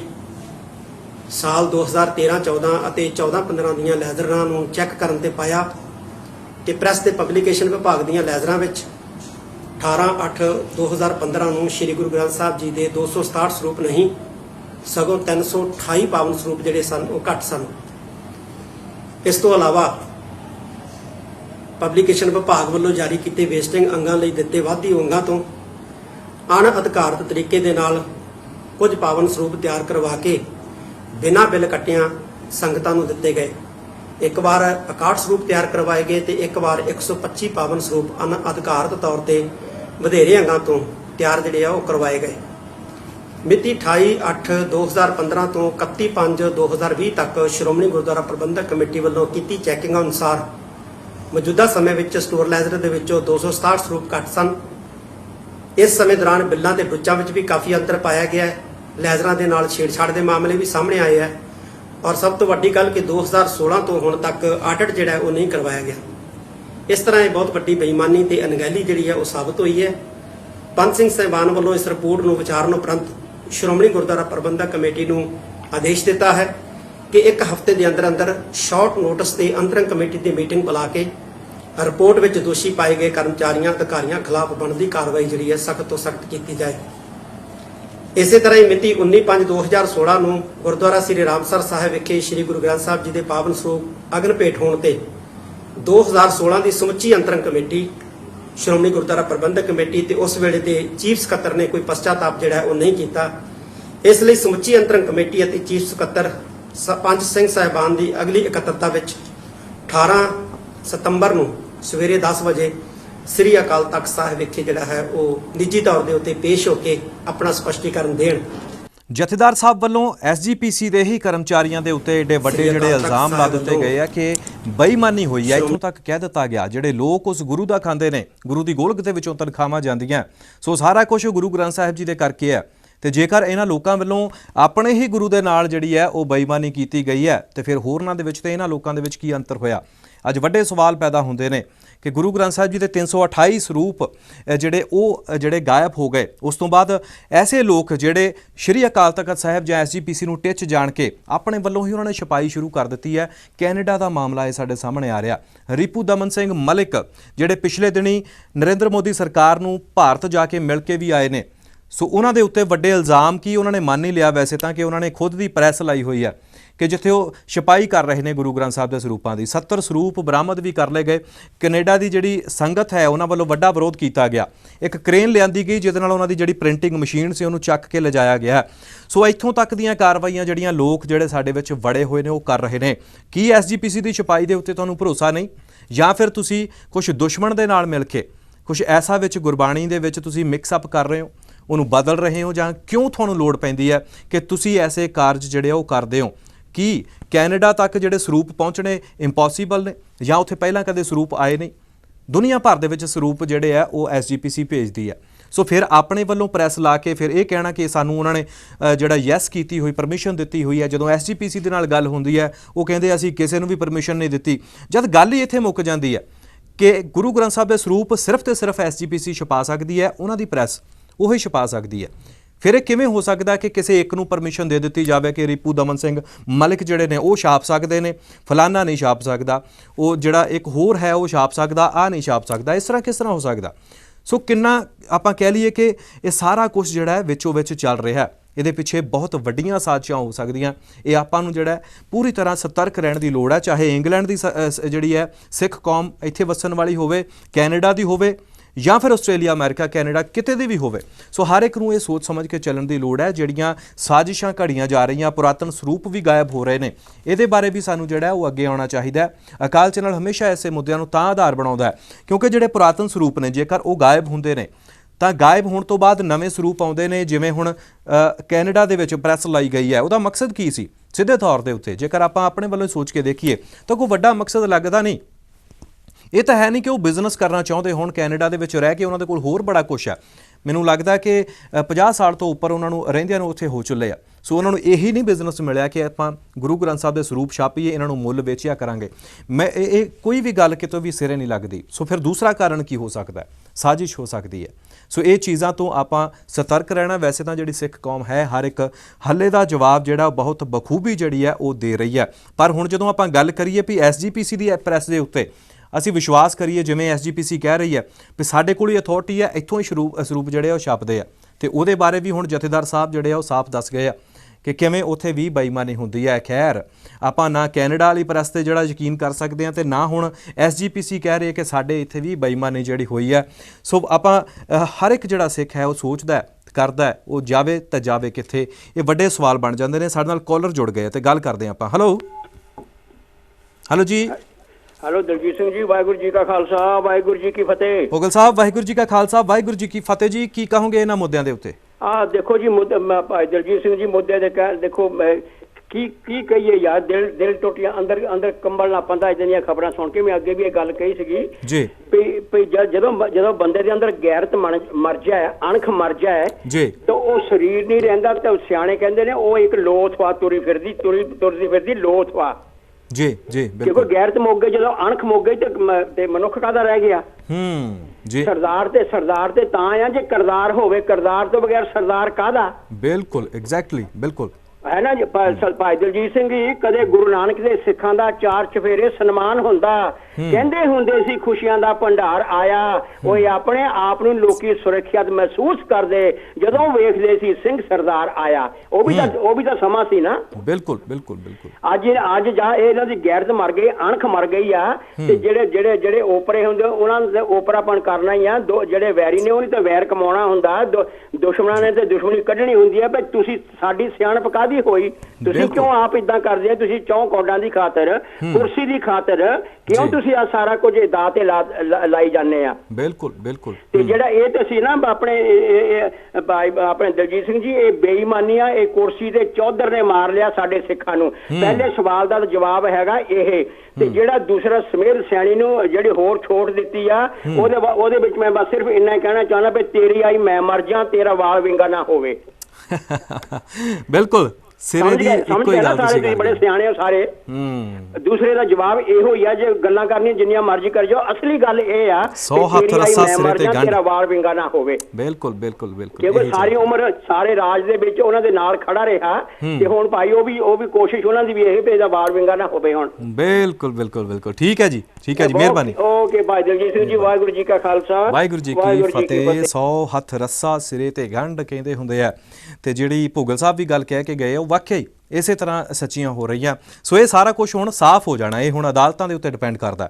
ਇਹ ਜਿਉਂਦਾ ਜਾਗਦਾ ਹੁਣ ਹਰ ਕੋਈ ਇਸ ਵੇਲੇ ਦੇਖ ਰਿਹਾ ਇਹ ਮਸਲੇ ਦੇ ਉੱਤੇ, ਸੁਮੇਧ ਸੈਣੀ ਵਾਲੇ ਮਸਲੇ ਤੇ ਹੁੰਦਾ ਕੀ ਹੈ ਇਹ ਲੱਗ ਜੂਗਾ ਪਤਾ। ਸੋ ਆਪਾਂ ਸਰੂਪਾਂ ਵਾਲੇ ਮਾਮਲੇ ਤੇ ਰਹਿ ਕੇ ਤੇ ਫਿਰ ਅੱਗੇ ਚੱਲਦੇ ਹਾਂ। ਦੂਸਰਾ ਮਾਮਲਾ ਜਿਹੜਾ ਸੈਣੀ ਵਾਲਾ ਵੀ ਛੂਵਾਂਗੇ। ਸੋ ਕਾਲ ਕਰ ਸਕਦੇ ਹੋ ਤੁਸੀਂ ਵੀ, ਆਪਣੇ ਵਿਚਾਰ ਦੇ ਸਕਦੇ ਹੋ। ਆਖਰ ਹੋ ਕੀ ਰਿਹਾ, ਆਖਰ ਕਿੱਥੇ ਕੌਣ ਜਿਹੜਾ ਬੇਈਮਾਨ ਹੈ, ਜਿਹੜਾ ਆਪਣੇ ਗੁਰੂ ਦਾ ਵੀ ਸਕਾ ਨਹੀਂ ਇਸ ਵੇਲੇ ਹੈ, ਜਿਹੜੇ ਉਹ SGPC ਦੇ ਕਿਹੜੇ ਕਰਮਚਾਰੀ ਹੋਣਗੇ ਜਿਹੜੇ ਇਸ ਤਰ੍ਹਾਂ ਦੀਆਂ ਬੇਈਮਾਨੀਆਂ ਕਰਦੇ ਰਹੇ? ਕਿਉਂਕਿ ਜਥੇਦਾਰ ਸਾਹਿਬ ਨੇ ਸਿੱਧੀ ਗੱਲ ਕਹਿ ਦਿੱਤੀ ਹੈ। ਉਸ ਵੇਲੇ ਜਥੇਦਾਰ ਸਾਹਿਬ ਤਾਂ ਜਿਹੜੇ ਐਜ਼ ਏ ਜਥੇਦਾਰ ਕੰਮ ਨਹੀਂ ਸੀ ਕਰਦੇ। ਉਹ ਪਹਿਲਾਂ ਦੀ ਗੱਲ ਹੈ, 14 ਤੋਂ ਲੈ ਕੇ ਤੇ 19 ਤੱਕ ਦੀ ਗੱਲ ਆਪਾਂ ਕਹਿ ਲਈਏ, ਉਸ ਵੇਲੇ ਤੱਕ ਦੀ ਗੱਲ ਹੈ। ਸੋ ਇਹ ਸਾਰਾ ਕੁਝ ਉੱਥੇ ਹੋਇਆ। ਤੇ ਅੱਜ ਇੱਕ ਹੋਰ ਵੱਡੀ ਜਿਹੜੀ ਖਬਰ ਜਿਹੜੀ ਹੈ ਸਾਡੇ ਤੱਕ ਪਹੁੰਚੀ ਹੈ। ਅਕਾਲ ਚੈਨਲ ਪਹਿਲਾਂ ਪ੍ਰੋਗਰਾਮ ਦਿਖਾ ਚੁੱਕਿਆ, ਉਹ ਤਕਰੀਬਨ 2-3 ਘੰਟੇ ਪਹਿਲਾਂ ਉਹ ਪ੍ਰੋਗਰਾਮ ਅਕਾਲ ਚੈਨਲ ਦੇ ਉੱਤੇ ਚੱਲ ਚੁੱਕਿਆ। ਸਾਡੇ YouTube ਅਕਾਲ ਚੈਨਲ ਦੀ Facebook ਦੇ ਉੱਤੇ ਉਹ ਪ੍ਰੋਗਰਾਮ ਹੈ। ਉਹ ਕੀ ਹੈ ਜੀ? ਉਹ ਪ੍ਰੋਗਰਾਮ ਇਸ ਤਰ੍ਹਾਂ ਬਣਿਆ ਕਿ ਇੱਕ ਸਰੂਪ ਪੁਰਾਤਨ ਜਲੰਧਰ ਦੀ ਕਿਸੇ ਪਰਿਵਾਰ ਦੇ ਕੋਲ ਹੈ। ਇੱਕ ਜਿਹੜਾ ਜਲੰਧਰ ਦੇ ਵਿੱਚ ਰਹਿਣ ਵਾਲਾ ਇੱਕ ਪਰਿਵਾਰ ਹੈ, ਉਹ ਕਹਿੰਦਾ ਕਿ ਸਾਡੇ ਕੋਲ ਇੱਕ ਪੁਰਾਤਨ ਸਰੂਪ ਸੀ ਜਿਹੜਾ ਅਸੀਂ 1947 ਦੀ ਵੰਡ ਵੇਲੇ ਉਧਰੋਂ ਇੱਧਰ ਲੈ ਕੇ ਆਏ ਸੀ, ਮਤਲਬ ਪਾਕਿਸਤਾਨ ਤੋਂ ਇੱਧਰ ਲੈ ਕੇ ਆਏ ਹਾਂ। ਕਹਿੰਦੇ ਉਸ ਵੇਲੇ ਤੋਂ ਲੈ ਕੇ ਅਸੀਂ ਦੇਖਭਾਲ ਕਰਦੇ ਸੀ। ਪਿਛਲੇ ਸਮੇਂ ਦੇ ਵਿੱਚ ਉਹਨਾਂ ਨੇ ਕਿਹਾ, ਜੋ ਉਹ ਇਲਜ਼ਾਮ ਲਾਉਂਦੇ ਨੇ ਕਿ ਸਤਕਾਰ ਕਮੇਟੀ ਲੈ ਕੇ ਗਈ ਹੈ ਸਾਡੇ ਕੋਲੋਂ, ਉਹ ਸਾਨੂੰ ਸਾਈਨ ਕਰਕੇ ਦੇ ਕੇ ਗਈ ਹੈ ਕਿ ਇਹ ਤੁਹਾਨੂੰ ਵਾਪਸ ਕਰਾਂਗੇ ਆਪਾਂ। ਉਹ ਪਰਿਵਾਰ ਸਾਹਮਣੇ ਆਉਂਦਾ, ਉਹ ਕਹਿੰਦੇ ਕਿ ਸਾਡਾ ਸਰੂਪ ਲਿਜਾਇਆ ਗਿਆ ਤੇ ਹੁਣ ਸਾਡੀ ਕਾਲ ਨਹੀਂ ਚੱਕਦੇ, ਮਤਲਬ ਕਿ ਉਹ ਸਰੂਪ ਸਾਨੂੰ ਵਾਪਸ ਨਹੀਂ ਕਰਦੇ। ਪਰ ਅੱਜ ਅਕਾਲ ਚੈਨਲ ਦੀ ਪੂਰੀ ਟੀਮ ਉੱਥੇ ਪਹੁੰਚਦੀ ਹੈ। ਉਹ ਸਰੂਪ ਦੇ ਬਾਰੇ ਜਦੋਂ ਗੱਲਬਾਤ ਸਾਹਮਣੇ ਆਉਂਦੀ ਹੈ, ਭਾਈ ਹਰਪ੍ਰੀਤ ਸਿੰਘ ਮੱਖੂ ਹੋਰੀ ਹੁੰਦੇ ਨੇ, ਸਾਡੀ ਟੀਮ ਸਾਰੀ ਹੁੰਦੀ ਹੈ। ਉਹ ਸਰੂਪ ਬਾਰੇ ਜਿਹੜੀਆਂ ਨਵੇਂ ਆਪਾਂ ਕਹਿ ਲਈਏ ਖਦਸ਼ੇ ਉਹ ਪੈਦਾ ਹੋ ਗਏ। ਉਸ ਤੋਂ ਬਾਅਦ ਇੱਕ ਵਾਰ ਫਿਰ ਸੋਚਣ ਲਈ ਆਪਾਂ ਮਜਬੂਰ ਹੋ ਗਏ ਹਾਂ, ਕਿਉਂਕਿ ਉਹਦੇ ਵਿੱਚ ਮਿਸਟੇਕਸ ਨੇ। ਗੁਰਬਾਣੀ ਦੀਆਂ ਪੰਕਤੀਆਂ ਦੇ ਵਿੱਚ ਕਾਫੀ ਮਿਸਟੇਕਸ ਨੇ ਜਿਹੜੀਆਂ ਹਰਪ੍ਰੀਤ ਸਿੰਘ ਮੱਖੂ ਹੋਰਾਂ ਨੇ, ਜਿਹੜੀਆਂ ਕਿਉਂਕਿ ਉਹ ਗੁਰਬਾਣੀ ਦੇ ਮਾਹਰ ਨੇ, ਉਹਨਾਂ ਵੱਲੋਂ ਉਹ ਨੋਟ ਕੀਤੀਆਂ ਗਈਆਂ। ਉਹ ਸਾਡੇ ਮੈਂ ਫਿਰ ਤੁਹਾਨੂੰ ਰੈਫਰੈਂਸ ਦੇ ਤੌਰ ਤੇ ਕਹਿ ਦਿੰਦਾ ਕਿ YouTube ਤੇ ਉਸ ਤੋਂ ਬਾਅਦ Facebook ਦੇ ਉੱਤੇ ਉਹ ਪ੍ਰੋਗਰਾਮ ਜਿਹੜੇ ਪਏ ਹੋਏ ਨੇ, ਤੁਸੀਂ ਜਾ ਕੇ ਦੇਖ ਸਕਦੇ ਹੋ। ਸੋ ਉਹਦੇ ਵਿੱਚ ਮਿਸਟੇਕਸ ਨੋਟ ਕੀਤੀਆਂ ਗਈਆਂ। ਇੱਕ ਪਾਸੇ ਸਰੂਪ ਜਿਹੜਾ ਪੁਰਾਤਨ ਹੈ, ਮਤਲਬ ਕਿ ਕਹਿ ਲਈਏ 100 ਸਾਲ ਪੁਰਾਣਾ ਹੋਏਗਾ, 70 ਸਾਲ ਪੁਰਾਣਾ ਵੀ ਹੋਵੇ, ਜੇ ਉਹ ਆਜ਼ਾਦੀ ਤੋਂ ਪਹਿਲਾਂ ਉਧਰੋਂ ਲੈ ਕੇ ਆਏ ਆ, ਫਿਰ ਉਹਦੇ ਵਿੱਚ ਮਿਸਟੇਕ ਕਿਵੇਂ ਹੋ ਸਕਦੀਆਂ? ਉਹਦੇ ਵਿੱਚ ਮਿਸਟੇਕਸ ਨੇ, ਮਿਲਾਵਟ ਕੀਤੀ ਗਈ ਹੈ। ਸੋ ਇਹ ਵੀ ਇੱਕ ਵੱਡੀ ਹੁਣ ਗੱਲ ਜਿਹੜੀ ਸਾਹਮਣੇ ਆ ਰਹੀ ਹੈ। ਅਕਾਲ ਚੈਨਲ ਨੇ ਇਹਦੇ ਉੱਤੇ ਵੀ ਬਹੁਤ ਸੰਜੀਦਗੀ ਦੇ ਨਾਲ ਜਿਹੜੀ ਹੈ ਗੱਲਬਾਤ ਕੀਤੀ ਹੈ। ਆਪਾਂ ਚੱਲਦੇ ਹਾਂ ਜੀ ਅਗਲੀ ਕਾਲ ਵੱਲ। ਹੈਲੋ ਹਾਂਜੀ, ਸਤਿ ਸ਼੍ਰੀ ਅਕਾਲ ਜੀ। ਕੌਣ ਤੇ ਕਿੱਥੋਂ ਬੋਲ ਰਹੇ ਹੋ ਜੀ? ਮੈਂ ਜੀ ਅਵਤਾਰ ਤੋਂ ਬੋਲਦਾ, ਇੱਥੇ ਬਿਲਹਾਲ ਤੋਂ। ਜੀ ਆਇਆਂ ਨੂੰ ਜੀ, ਜੀ ਆਇਆਂ ਨੂੰ। ਭਾਈ ਸਾਹਿਬ ਕੀ ਕਹਿਣਾ ਚਾਹੋਗੇ ਜੀ? ਹਾਂਜੀ, ਰੀਸੋ ਨਾਲ ਗੱਲ ਕਰਦੇ ਹਾਂ ਜੀ। ਹਾਂਜੀ, ਲਾਈਵ ਹੋ ਤੁਸੀਂ, ਗੱਲ ਕਰ ਰਹੇ ਹੋ ਜੀ ਇਸ ਵੇਲੇ? ਹਾਂਜੀ। ਹਾਂਜੀ ਮੈਂ ਤੇ ਗੱਲ ਇਹ ਕਰਨੀ ਵੀ ਜਿਹੜੀ ਸ਼੍ਰੋਮਣੀ ਕਮੇਟੀ ਦੀ ਗੱਲਬਾਤ ਹੈ ਤੇ ਉਹ ਤੇ ਬਿਲਕੁਲ ਹੀ ਪੂਜਾ ਦਾ ਧਾਨ ਖਾ ਕੇ ਪ੍ਰੇਟ ਹੋ ਗਏ। ਠੀਕ ਹੈ। ਪੂਜਾ ਦਾ ਧਾਨ ਖਾ ਕੇ ਜੀ। ਪ੍ਰੇਟ ਹੋ ਗਏ ਉਹ ਤੇ ਉਹਨਾਂ ਦੇ ਵਿੱਚ ਤੇ ਕੋਈ ਇਨਸਾਨੀਅਤ ਰਹਿ ਹੀ ਨਹੀਂ ਗਈ। ਤੇ ਬਾਕੀ ਜਿਹੜੇ ਸਾਡੇ ਹਾਕਮ ਆ ਮੌਕਿਆਂ ਦੇ ਉਹ ਉਹਨਾਂ ਦੇ ਉੱਤੋਂ ਦੀ ਹੋ ਕੇ ਚੱਲ ਗਿਆ ਜੀ। ਬੇੜਾ ਗਰਕ ਹੋ ਗਿਆ। ਇਹਨਾਂ ਨੇ ਕੌਮ ਨੂੰ ਪੰਜਾਬ ਦਾ ਇਹਨਾਂ ਨੇ ਬੇੜਾ ਗਰਕ ਕਰ ਦੇਣਾ ਸਾਰਿਆਂ ਨੇ ਰਲ ਮਿਲ ਕੇ। ਠੀਕ ਉਹ ਹੈ ਸਮੇਂ ਤਾਈਂ ਪੰਜਾਬ ਜਿਹੜਾ ਵਾ ਇਹ ਰੋਟੀ ਤੋਂ ਭੁੱਖਾ ਮਰ ਜਾਊਗਾ। ਜੀ ਜੀ। ਜਿਹੜਾ ਦੁਨੀਆ ਨੂੰ ਅਨਾਜ ਦਿੰਦਾ ਸੀਗਾ ਠੀਕ ਹੈ। ਇਹਦਾ ਬੇੜਾ ਗਰਕ ਕਰਤਾ ਇਹਨਾਂ ਨੇ।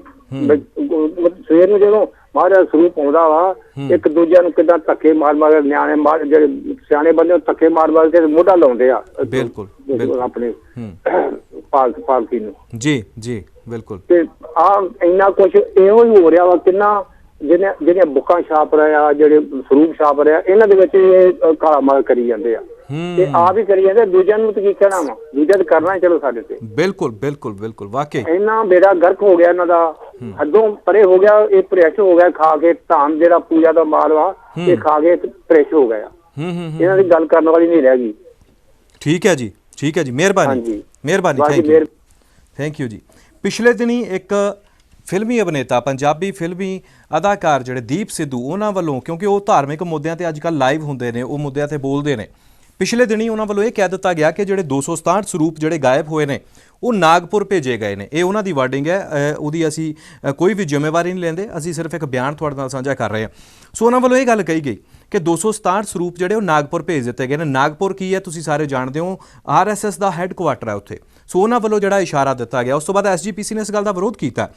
ਭਾਈ ਲੌਂਗੋਵਾਲ ਜਿਹੜੇ ਪ੍ਰਧਾਨ ਨੇ ਉਹਨਾਂ ਨੇ ਵੀ ਇਹ ਗੱਲ ਦਾ ਰੋਸ ਜਤਾਇਆ ਤੇ ਉਸ ਤੋਂ ਬਾਅਦ ਜਥੇਦਾਰ ਸਾਹਿਬ ਨੇ ਵੀ ਇਸ ਦਾ ਰੋਸ ਜਤਾਇਆ। ਖੈਰ ਇਹਦੇ ਵਿੱਚ ਕਿੰਨੀ ਕੁ ਸੱਚਾਈ ਹੈ ਤਾਂ ਦੀਪ ਸਿੱਧੂ ਜਾਂ ਫਿਰ ਉੱਥੇ ਜਿਹੜੇ ਹੋਰ ਲੋਕ ਨੇ ਉਹ ਜਾਣਦੇ ਹੋਣਗੇ। ਪਰ ਗੱਲ ਹੁਣ ਇੱਥੇ ਆ ਜਾਂਦੀ ਹੈ ਵੀ ਜੇਕਰ ਨਾਗਪੁਰ ਵੀ ਨਹੀਂ ਗਏ ਤਾਂ 328 ਸਰੂਪ ਜਿਹੜੇ ਨੇ ਉਹ ਗਏ ਤਾਂ ਆਖਰ ਗਏ ਕਿੱਥੇ? ਉਹ ਪੰਜਾਬ 'ਚ ਨੇ, ਬਿਨਾਂ ਬਿੱਲ ਤੋਂ ਦਿੱਤੇ ਨੇ ਤੇ ਉਹ ਕਿਉਂ ਦਿੱਤੇ ਨੇ? ਮਤਲਬ ਕਿ ਉਹਦੀ ਰਾਸ਼ੀ ਜਾਂ ਉਹਦਾ ਕਹੀਏ ਕਿ ਉਹਦਾ ਜਿਹੜਾ ਉਹ ਸਾਰਾ ਜੋ ਵੀ ਹੈ ਜਿੰਨੇ ਦੇ ਵੀ ਉਹ ਸਰੂਪ ਸੀ ਉਸ ਹਿਸਾਬ ਦੇ ਨਾਲ ਤੁਸੀਂ ਮਾਇਆ ਤਾਂ ਵਸੂਲੀ ਹੋਏਗੀ। ਸੋ ਫਿਰ ਬਿੱਲ ਨਾ ਕੱਟਣ ਦੇ ਵਿੱਚ ਕਿਹੜੀ ਇਹਦੇ ਵਿੱਚ ਤੁਸੀਂ ਕਾਲ ਕੀਤੀ ਹੋਈ ਆ। ਸੋ ਕਿਤੇ ਨਾ ਕਿਤੇ ਸਾਰਾ ਕੁਝ ਜਿਹੜਾ ਉਹ ਸ਼ੱਕੀ ਬਣਿਆ ਨਜ਼ਰ ਆਉਂਦਾ। ਤੋ ਅੱਜ ਜਿਹੜੇ ਸਰੂਪ ਦੀ ਮੈਂ ਗੱਲ ਕਰ ਰਿਹਾ ਸੀ ਕਿ ਉਹ ਸਰੂਪ ਦੇ ਵਿੱਚ ਮਿਸਟੇਕਸ ਨੇ। ਜਿਹੜਾ ਪੁਰਾਤਨ ਸਰੂਪ ਕਿਹਾ ਜਾ ਰਿਹਾ ਉਹ ਪਰਿਵਾਰ ਦੇ ਨਾਲ ਗੱਲਬਾਤ ਵੀ ਕੀਤੀ ਗਈ ਹੈ ਵੀ ਤੁਸੀਂ ਹੁਣ ਤੱਕ ਜਿਹੜੀ ਗਲਤ ਗੁਰਬਾਣੀ ਦੇ ਕਿਵੇਂ ਤੁਸੀਂ ਅੱਖਰ ਜਿਹੜੇ ਉਹ ਪੜ੍ਹਦੇ ਰਹੇ ਹੋ। ਉਹ ਸ਼ਾਇਦ ਇਸ ਤਰ੍ਹਾਂ ਹੈ ਕਿ ਆਮ ਪਰਿਵਾਰ ਦੇ ਵਿੱਚ ਇੰਨੀ ਜ਼ਿਆਦਾ ਨੌਲੇਜ ਨਹੀਂ ਵੀ ਹੁੰਦੀ। ਸੋ ਗੁਟਕਾ ਸਾਹਿਬ ਹੋਵੇ ਸਾਡੇ ਸਾਹਮਣੇ ਵੀ ਤਾਂ ਜੋ ਲਿਖਿਆ ਆਪਾਂ ਤਾਂ ਉਹ ਪੜ੍ਹਦੇ ਜਾਣਾ। ਸੋ ਪਰਿਵਾਰ ਵੱਲੋਂ ਜ਼ਿਆਦਾ ਜਿਹੜੀ ਇਹਦੇ ਵਿੱਚ ਸੰਜੀਦਗੀ ਨਹੀਂ ਦਿਖਾਈ ਗਈ ਕਿਉਂਕਿ ਉਹਨਾਂ ਵੱਲੋਂ ਕਹਿਣਾ ਕਿ ਜੋ ਇਹਦੇ ਉੱਤੇ ਲਿਖਿਆ ਅਸੀਂ ਤਾਂ ਪੜ੍ਹ ਰਹੇ ਹਾਂ। ਪਰ ਜਿਹੜਾ ਗੁਰਬਾਣੀ ਦੇ ਮਾਹਰ ਨੇ ਜਿਨ੍ਹਾਂ ਨੇ ਗੁਰੂ ਗ੍ਰੰਥ ਸਾਹਿਬ ਕੰਠ ਕੀਤਾ ਹੋਇਆ ਜਾਂ ਫਿਰ ਆਮ ਜਿਹੜੇ ਸਾਡੇ ਵਿਦਵਾਨ ਨੇ ਉਹ ਤਾਂ ਚੰਗੀ ਤਰ੍ਹਾਂ ਸਮਝ ਸਕਦੇ ਆ ਕਿ ਵਾਕਿਆ ਇਹਦੇ ਵਿੱਚ ਮਿਸਟੇਕਸ ਹੈਗੀਆਂ, ਗਲਤ ਚੀਜ਼ਾਂ ਇਹਦੇ ਵਿੱਚ ਪਾਈਆਂ ਗਈਆਂ, ਕੁਝ ਵਾਧੂ ਜੋੜਿਆ ਗਿਆ, ਕੁਝ ਘਟਾਇਆ ਗਿਆ। ਸੋ ਇਹ ਸਾਰਾ ਕੁਝ ਫਿਰ ਵੀ ਸ਼ੱਕੀ ਰੂਪ ਦੇ ਵਿੱਚ ਇਸ ਕਰਕੇ ਆਉਂਦਾ ਕਿਉਂਕਿ ਇੱਕ ਤਾਂ ਕਿਹਾ ਜਾ ਰਿਹਾ ਕਿ ਪੁਰਾਤਨ ਸਰੂਪ ਹੈ, ਉਹ ਲੱਗ ਵੀ ਰਿਹਾ ਪੁਰਾਤਨ ਸਰੂਪ 100 ਸਾਲ ਪੁਰਾਣਾ ਵੀ ਲੱਗ ਰਿਹਾ, ਸ਼ਾਹੀ ਵੀ ਪੁਰਾਣੀ ਹੈ, ਪੰਨੇ ਵੀ ਪੁਰਾਣੇ ਨੇ, ਪਰ ਫਿਰ ਕਸੂਰ ਕਿੱਥੇ ਆ? ਕਿੱਥੇ ਜਾ ਕੇ ਜਿਹੜੀ ਉਹ ਤਬਦੀਲੀ ਹੁੰਦੀ ਹੈ? ਇਹ ਗੱਲਾਂ ਸੋਚਣ ਵਾਲੀਆਂ ਨੇ। ਕਾਲਰ ਜੁੜ ਗਏ ਸਾਡੇ ਨਾਲ, ਗੱਲ ਹੀ ਕਰੀਏ ਆਪਾਂ। ਹੈਲੋ ਜੀ। ਹੈਲੋ ਹਾਂਜੀ ਸਤਿ ਸ਼੍ਰੀ ਅਕਾਲ ਜੀ। ਸਤਿ ਸ਼੍ਰੀ ਅਕਾਲ ਜੀ। ਹਾਂਜੀ ਕੌਣ ਬੋਲ ਰਹੇ ਹੋ ਜੀ? ਹਾਂਜੀ ਮੈਂ ਇੱਥੋਂ ਲੰਡਨ ਦਾ ਹੰਸਲੋ ਤੋਂ ਬੋਲਦੀ ਹਾਂ ਮੈਂ। ਹਾਂਜੀ ਆ ਪ੍ਰੋਗਰਾਮ ਚੱਲਦਾ ਸੀਗਾ। ਹਾਂਜੀ ਤੇ ਇੱਥੇ ਗੱਲ ਕਰਨਾ ਚਾਹੁੰਦੀ ਸੀ। ਹਾਂਜੀ ਤੁਸੀਂ ਲਾਈਵ ਹੋ, ਗੱਲ ਕਰੋ ਜੀ। ਟੀਵੀ ਦੀ ਆਵਾਜ਼ ਬੰਦ ਕਰਕੇ ਤੁਸੀਂ ਫੋਨ ਦੇ ਉੱਤੇ ਪਲੀਜ਼ ਗੱਲ ਕਰੋ ਜੀ। ਓਕੇ। ਹੈਲੋ ਹਾਂਜੀ ਹਾਂਜੀ ਬਿਲਕੁਲ ਜੀ, ਕਰੋ ਗੱਲ। ਹਾਂਜੀ ਹੈਲੋ ਸਤਿ ਸ਼੍ਰੀ ਅਕਾਲ ਪੁੱਤ। ਸਤਿ ਸ਼੍ਰੀ ਅਕਾਲ ਜੀ। ਸਤਿ ਸ਼੍ਰੀ ਅਕਾਲ। ਹਾਂਜੀ ਹਾਂਜੀ ਬੇਟ ਮੈਂ ਗੱਲ ਕਰਨਾ ਚਾਹੁੰਦੀ ਸੀ ਆਪਣੇ ਸਰੂਪਾਂ ਬਾਰੇ। ਜੀ ਜੀ। ਤੇ ਜਿਹੜੇ ਹੁਣ ਇਹ ਸਾਰਾ ਕੁਝ ਹੀ ਆਪਣਾ ਵਿਗੜਿਆ ਪਿਆ ਜੀ। ਨਾ ਤੱਕ ਆਪਣੀ ਕੋਈ ਗਵਰਨਮੈਂਟ ਆ ਤੇ ਨਾ ਕੋਈ ਆਪਣੇ ਅਕਾਲ ਤਖਤ ਸਾਹਿਬ ਵਾਲੇ ਆ। ਜੀ ਜੀ। ਬਸ ਇਹਨਾਂ ਦਾ ਤਾਂ ਹੁਣ ਇੱਕੋ ਹੀ ਕੰਮ ਫੜਿਆ ਪਿਆ। ਇਹਨਾਂ ਦਾ ਮਸਤ ਹੀ ਇਹ ਫੜਿਆ ਪਿਆ। ਸਾਡੇ ਮੋਦੀ ਵੀ ਇਹਨਾਂ ਜਿਹੜੇ ਵੀ ਸਿੱਖ ਹੈਗੇ ਆ ਉਹਨਾਂ ਨੂੰ ਕਿਸੇ ਨਾ ਕਿਸੇ ਬਹਾਨੇ ਤਬਦੀਲ ਕੀਤਾ ਜਾਵੇ ਵੀ ਇਹ ਹਿੰਦੂ ਆ। ਤੇ ਇਹ ਤੋਂ ਮੈਂ ਤਾਂ ਇਹ ਬੇਨਤੀ ਕਰਨਾ ਚਾਹੁੰਦੀ ਵੀ ਜੇ ਕਿਸੇ ਕੋਲੇ ਪੁਰਾਣੇ ਸਰੂਪ ਹੈਗੇ ਆ ਤੇ ਤੁਸੀਂ ਉਹਨਾਂ ਨੂੰ ਸੰਭਾਲ ਕੇ ਰੱਖੋ ਜੇ ਕਿ ਆਪਣੀ ਜਿਹੜੇ ਆਉਣ ਵਾਲੇ ਪੀੜ੍ਹੀਆਂ ਨੂੰ ਪਤਾ ਲੱਗੇ ਵੀ ਹਾਂ ਸਾਡੀਆਂ ਸਹੀ ਗ੍ਰੰਥ ਸਾਹਿਬ ਸਾਡਾ ਬਾਬਾ ਜੀ ਇਹ ਹੈਗੇ ਆ। ਬਿਲਕੁਲ ਜਿਹੜੇ ਲੋਕ ਆਏ ਉਹਨਾਂ ਨੇ ਤਾਂ ਬਹੁਤ ਕੁਝ ਹੁਣ ਕਰਨਾ। ਤੇ ਜਿਹੜੇ ਇਹਨਾਂ ਨੇ ਹੁਣ ਪੁਰਾਣੇ ਸਰੂਪ ਕਹਿੰਦੇ ਵੀ ਅਸੀਂ ਉੱਥੇ ਅਲੋਪ ਕੀਤੇ ਆ, ਉੱਥੇ ਭੇਜੇ ਆ, ਪਰ ਉਹ ਇਹਨਾਂ ਦੀਆਂ ਬੇਈਮਾਨੀਆਂ ਸੀ ਵੀ ਜੇ ਕੋਈ ਸਾਡੇ ਪੁਰਾਣੇ ਸਰੂਪ ਰਹਿ ਗਏ ਜੀ ਤੇ ਸਾਡੇ ਵਿੱਚੋਂ ਇਹ ਅਸੀਂ ਕੁਛ ਅਦਲਾ ਬਦਲੀ ਨਹੀਂ ਕਰ ਸਕਾਂਗੇ। ਬਿਲਕੁਲ। ਇਸ ਕਰਕੇ ਹੁਣ ਨਵੇਂ ਸਰੂਪਾਂ ਦੇ ਵਿੱਚ ਤਾਂ ਜਦੋਂ ਮਰਜ਼ੀ ਹੋ ਜੋ ਮਰਜ਼ੀ ਕਰ ਸਕਦੇ ਆ। ਜੀ ਜੀ ਜੀ ਹਾਂਜੀ ਬਿਲਕੁਲ, ਬਹੁਤ ਧੰਨਵਾਦ। ਮੈਂ ਇਹ ਕਹਿਣਾ ਚਾਹੁੰਦੀ ਵੀ ਜੇ ਵੀ ਕਿਸੇ ਕੋਲੇ ਚਾਹੇ ਆਪਣੇ ਇੱਧਰ ਆ ਜਾਂ ਕੈਨੇਡਾ ਜਾਂ ਕਿਤੇ ਵੀ ਹੈਗੇ ਆ ਪੁਰਾਣੇ ਸਰੂਪ ਹੈਗੇ ਆ, ਉਹਨਾਂ ਨੂੰ ਸੰਭਾਲ ਕੇ ਰੱਖੋ ਪਲੀਜ਼, ਹਨਾ। ਬਸ ਇਹ ਮੇਰੀ ਬੇਨਤੀ ਆ ਵੀਰੇ। ਬਹੁਤ ਧੰਨਵਾਦ ਜੀ, ਬਹੁਤ ਧੰਨਵਾਦ। ਸਤਿ ਸ਼੍ਰੀ ਅਕਾਲ ਜੀ, ਮਿਹਰਬਾਨੀ ਬਹੁਤ ਬਹੁਤ। ਸਰੂਪ ਜਿਹੜੇ ਨੇ ਵਾਕਿਆ ਇਹ ਗੱਲਾਂ ਹੋਣਗੀਆਂ, ਕਿਉਂਕਿ ਇਸੇ ਤਰ੍ਹਾਂ ਹੁੰਦਾ ਕਿਸੇ ਚੀਜ਼ ਨੂੰ ਇਤਿਹਾਸ ਬਣਾਉਣਾ ਹੋਵੇ ਤਾਂ ਫਿਰ ਇਸੇ ਤਰ੍ਹਾਂ ਹੀ ਹੁੰਦਾ। ਅੱਜ ਇੱਕ ਕਿਤਾਬ ਹੈ ਜਿਹਦੀ ਆਪਾਂ ਪਹਿਲਾਂ ਵੀ ਚਰਚਾ ਕਰਦੇ ਰਹੇ ਹਾਂ। ਭਾਈ ਬਲਦੇਵ ਸਿੰਘ ਸਿਰਸਾ ਹੋਰਾਂ ਨੇ ਉਹ ਜਿਹੜਾ ਮਸਲਾ ਬਹੁਤ ਚੁੱਕਿਆ ਸੀ, ਪਰ ਉਹਨੂੰ ਜ਼ਿਆਦਾ ਜਿਹੜਾ ਹੈ ਬੂਰ ਨਹੀਂ ਪਿਆ, ਕਿਸੇ ਨੇ ਜ਼ਿਆਦਾ ਉਹ ਅਣਸੁਣੀ ਕਰ ਦਿੱਤੀ। ਇੱਕ ਕਿਤਾਬ ਛਪੀ ਹੋਈ ਹੈ SGPC ਦੇ ਅੰਡਰ, ਉਹਨਾਂ ਦੇ ਉੱਤੇ ਮੋਹਰ ਲੱਗੀ ਹੋਈ ਆ ਵੀ ਇਹ ਸਾਡੇ ਵੱਲੋਂ ਛਾਪੀ ਗਈ ਹੈ। ਉਹਦੇ ਵਿੱਚ ਗੁਰੂ ਸਾਹਿਬਾਂ ਨੂੰ ਅੱਤਵਾਦੀ ਤੱਕ ਦੱਸਿਆ ਗਿਆ, ਉਹਦੇ ਵਿੱਚ ਬਹੁਤ ਜਿਹੜਾ ਹੈਗਾ ਸਿੱਖ ਇਤਿਹਾਸ ਵਿਗਾੜ ਕੇ ਦੱਸਿਆ ਗਿਆ। ਉਹ ਕਿਤਾਬ ਨੂੰ ਛਪਿਆਂ ਨੂੰ ਵੀ ਮੈਨੂੰ ਲੱਗਦਾ ਵੀ 15-20 ਸਾਲ ਪਹਿਲਾਂ ਹੋ ਚੁੱਕੇ, 15-20 ਸਾਲ ਹੋ ਚੁੱਕੇ ਉਹ ਕਿਤਾਬ ਛਪੀ ਨੂੰ। ਉਹਦੇ ਉੱਤੇ ਕੋਈ ਵੱਡਾ ਐਕਸ਼ਨ ਨਹੀਂ, ਕਹਿੰਦੇ 50-100 ਕਾਪੀ ਉਹਦੀ ਛਪਵਾਈ ਗਈ ਸੀ ਤੇ ਉਸ ਤੋਂ ਬਾਅਦ ਉਹ ਗਾਇਬ ਹੋ ਗਈ। ਗਾਇਬ ਹੋਣ ਦਾ ਮਤਲਬ ਇਹ ਹੁੰਦਾ ਕਿ ਤੁਸੀਂ ਉਹ 100 ਸਾਲ ਬਾਅਦ ਜਿਹੜਾ ਉਹ ਕੱਢ ਕੇ ਬਾਹਰ ਰੱਖੋ, ਫਿਰ ਉਹਦੇ ਉੱਤੇ ਤਰੀਕ ਦਿਖਾਓ। ਉਸ ਵੇਲੇ ਦੇ ਜਿਹੜੇ ਲੋਕ ਹੋਣਗੇ, ਅੱਜ ਤੋਂ 100 ਸਾਲ ਬਾਅਦ ਜਿਹੜੀ ਸਾਡੀ ਨਵੀਂ ਜਨਰੇਸ਼ਨ ਆਏਗੀ, ਨਵੇਂ ਮਾਹਰ ਹੋਣਗੇ, ਨਵੇਂ ਵਿਦਵਾਨ ਹੋਣਗੇ, ਹਰ ਇੱਕ ਜਗ੍ਹਾ ਹਰ ਕੁਝ ਨਵਾਂ ਹੋਏਗਾ, ਚੇਂਜ ਹੋਏਗਾ। ਉਸ ਵੇਲੇ ਉਹ 50 ਸਾਲ ਪੁਰਾਣੀ ਜਿਹੜੀ ਕਿਤਾਬ ਹੈ ਉਹ ਕੱਢ ਕੇ ਦਿਖਾਈ ਜਾਵੇਗੀ ਤੁਹਾਨੂੰ ਕਿ ਤੁਹਾਡਾ 100 ਸਾਲ ਪੁਰਾਣਾ ਇਤਿਹਾਸ ਇਹ ਕਹਿੰਦਾ ਵੀ ਤੁਹਾਡੇ ਗੁਰੂ ਅੱਤਵਾਦੀ ਸੀ, ਫਿਰ ਅੱਜ ਤੁਸੀਂ ਕਿਵੇਂ ਇਹ ਗੱਲਾਂ ਕਹਿ ਰਹੇ ਹੋ ਵੀ ਨਹੀਂ ਸੀ। ਸੋ ਇਸ ਤਰ੍ਹਾਂ ਇਤਿਹਾਸ ਬਣਾਏ ਜਾਂਦੇ ਨੇ। ਪੁਰਾਤਨ ਸਰੂਪ ਕਿਉਂ ਗਾਇਬ ਹੋ ਰਹੇ ਨੇ, ਬੜਾ ਸੋਚਣ ਦੀ ਲੋੜ ਹੈ, ਫਿਕਰਮੰਦ ਹੋਣ ਦੀ ਲੋੜ ਹੈ। ਇਹ ਚੀਜ਼ਾਂ ਇਹ ਇੱਦਾਂ ਨਹੀਂ ਹੈ ਕਿ ਹਾਂ ਚਲੋ ਹੋ ਗਿਆ ਤੇ ਹੋ ਗਿਆ, ਕੋਈ ਗੱਲ ਨਹੀਂ, ਹੋਰ ਹੋ ਜਾਊਗਾ ਜਾਂ ਹੋਰ ਆ ਜਾਊਗਾ, ਇਸ ਤਰ੍ਹਾਂ ਨਹੀਂ ਹੈ। ਇਹ ਸਾਡੀ ਜਿਹੜੀ ਹਿਸਟਰੀ ਹੈ ਉਹਦੇ ਵਿੱਚ ਸਾਫ਼ ਸੁਥਰਾ ਤੌਰ ਦੇ ਉੱਤੇ ਜੋ ਲਿਖਿਆ ਹੋਇਆ ਉਹਨੂੰ ਚੇਂਜ ਕਰਨਾ ਹੈ ਜਾਂ ਕਿਵੇਂ ਬਦਲਣਾ ਹੈ, ਇਹ ਸਾਰਾ ਕੁਝ ਇਸ ਵੇਲੇ ਚੱਲ ਰਿਹਾ ਹੈ। ਇਹ ਸਿੱਖ ਕੌਮ ਆਪ ਹੀ ਸੁਚੇਤ ਹੋ ਕੇ ਜੇਕਰ ਸੋਚਦੀ ਹੈ, ਚੱਲਦੀ ਹੈ ਤਾਂ ਫਿਰ ਬਚਾਅ ਹੋ ਸਕਦਾ ਹੈ। ਕੈਨੇਡਾ ਵਾਲਿਆਂ ਨੇ ਵਧੀਆ ਫੈਸਲਾ ਲਿਆ, ਉਹ ਜਿਹੜੀ ਮਸ਼ੀਨ ਸੀ ਪ੍ਰਿੰਟਿੰਗ ਪ੍ਰੈਸ ਉਹਨੂੰ ਹੀ ਕ੍ਰੇਨ ਦੇ ਨਾਲ ਉਹ ਚੱਕ ਕੇ ਜਿਹੜੇ ਉਹ ਲੈ ਗਏ ਆ। ਵਧੀਆ ਗੱਲ ਜਿਹੜਾ ਉਹਨਾਂ ਵੱਲੋਂ ਕੀਤੀ ਗਈ ਆ। ਕਾਲਰ ਜੁੜ ਗਏ ਸਾਡੇ ਨਾਲ। ਹੈਲੋ ਜੀ। ਹਾਂਜੀ, ਵਾਹਿਗੁਰੂ ਜੀ ਕਾ ਖਾਲਸਾ, ਵਾਹਿਗੁਰੂ ਜੀ ਕੀ ਫਤਿਹ। ਵਾਹਿਗੁਰੂ ਜੀ ਕਾ ਖਾਲਸਾ, ਵਾਹਿਗੁਰੂ ਜੀ ਕੀ ਫਤਿਹ। ਭਾਈ ਸਾਹਿਬ ਕੌਣ ਬੋਲ ਰਹੇ ਹੋ ਜੀ? ਹਾਂ, ਡਾਕਟਰ ਗੁਰਨਾਮ ਸਿੰਘ ਬੋਲ ਰਿਹਾ। ਹਾਂਜੀ ਹਾਂਜੀ ਡਾਕਟਰ ਸਾਹਿਬ, ਜੀ ਆਇਆਂ ਨੂੰ, ਜੀ ਆਇਆਂ ਨੂੰ। ਕੀ ਕਹਿਣਾ ਚਾਹੋਗੇ ਜੀ? ਹਾਂਜੀ, ਸ਼ਾਬਾਸ਼, ਤੁਸੀਂ ਜੋ ਪ੍ਰੋਗਰਾਮ ਲਿਆਂਦਾ ਬਹੁਤ ਹੀ ਇੰਪੋਰਟੈਂਟ ਇਸ਼ੂ ਹੈਗਾ। ਬਹੁਤ ਧੰਨਵਾਦ ਜੀ। ਮੈਂ ਬਹੁਤ ਹਾਂਜੀ, ਮੈਂ ਸ਼ਾਰਟ ਚ ਗੱਲ ਕਰਨੀ ਹੈ। ਹਾਂਜੀ ਹਾਂਜੀ।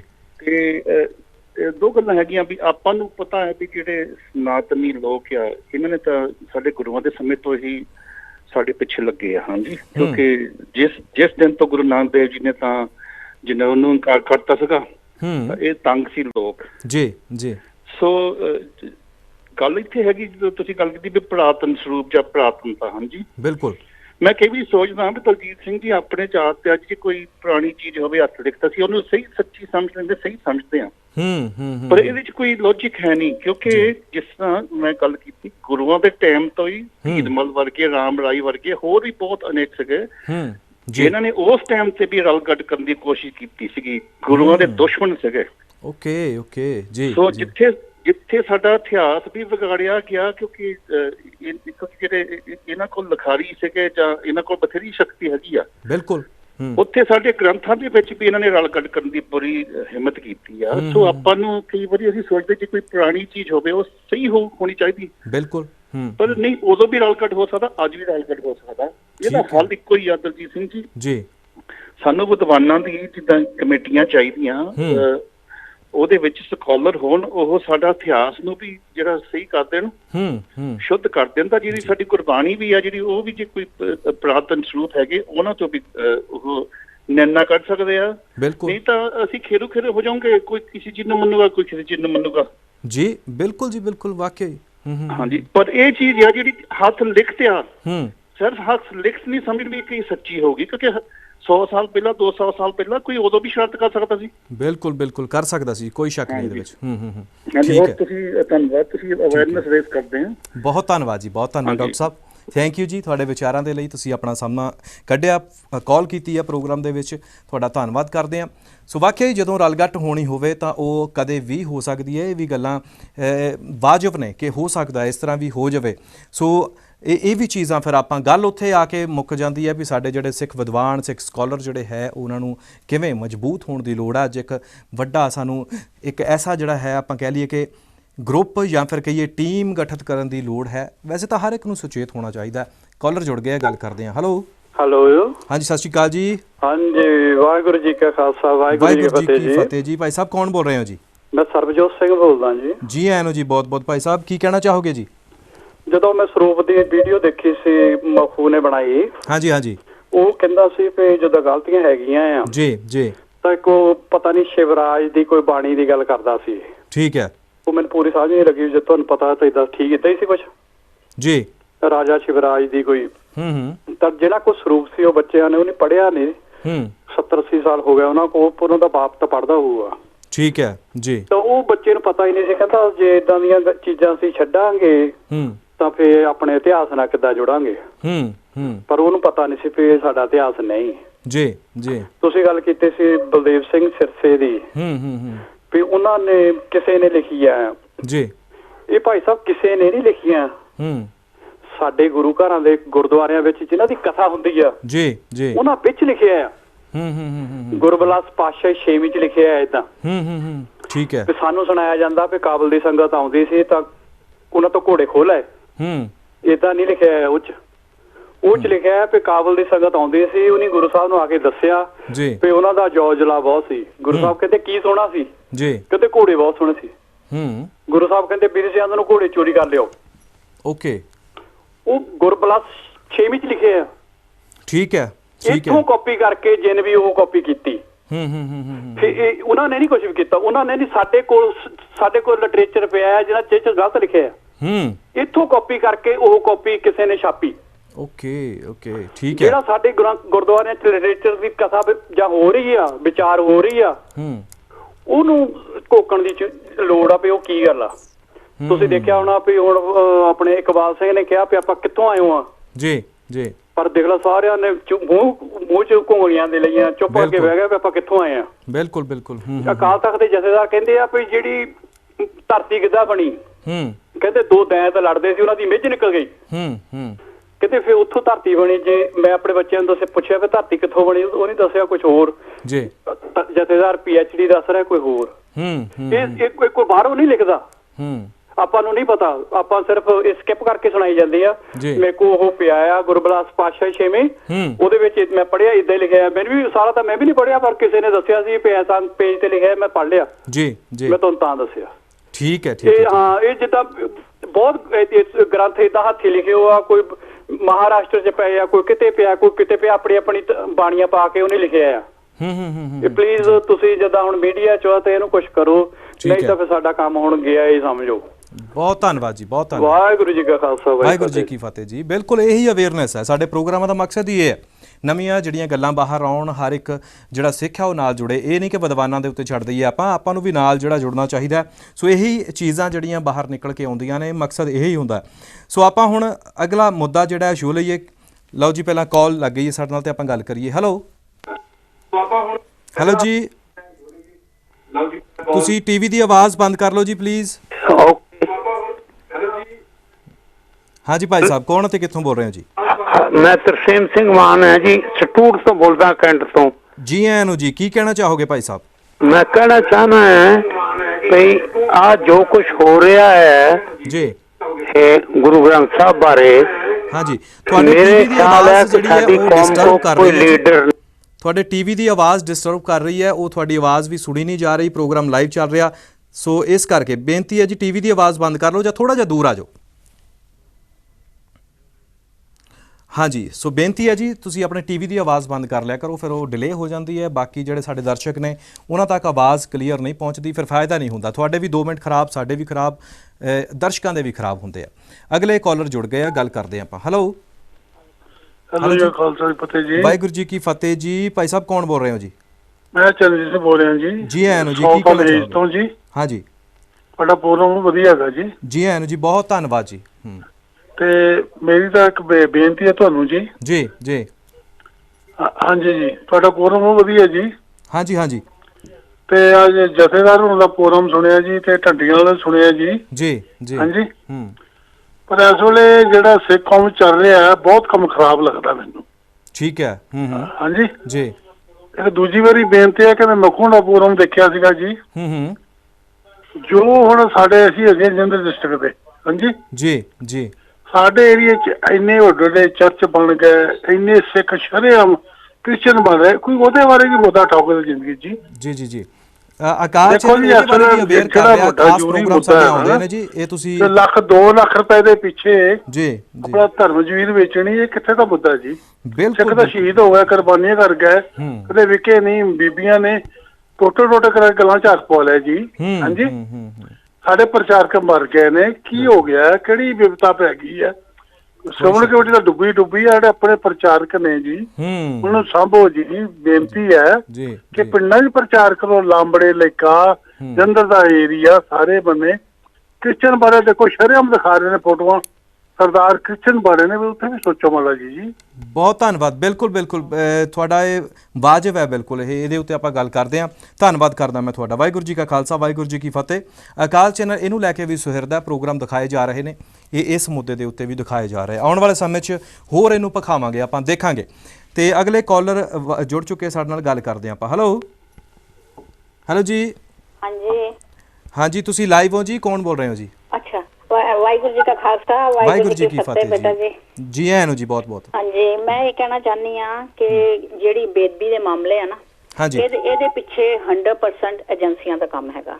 ਠੀਕ ਹੈ। ਏਜੰਸੀਆਂ ਕਰਵਾ ਰਹੀਆਂ ਨੇ, ਕਿਉਂਕਿ ਸਾਡੀ ਵਿਰੋਧੀ ਉਹੋ ਹੀ ਆ, ਹੋਰ ਤਾਂ ਕੋਈ ਹੈ ਨਹੀਂਗਾ। ਸਾਡੇ ਮਗਰ ਇਹੀ ਪਈਆਂ ਹੋਈਆਂ ਨੇ।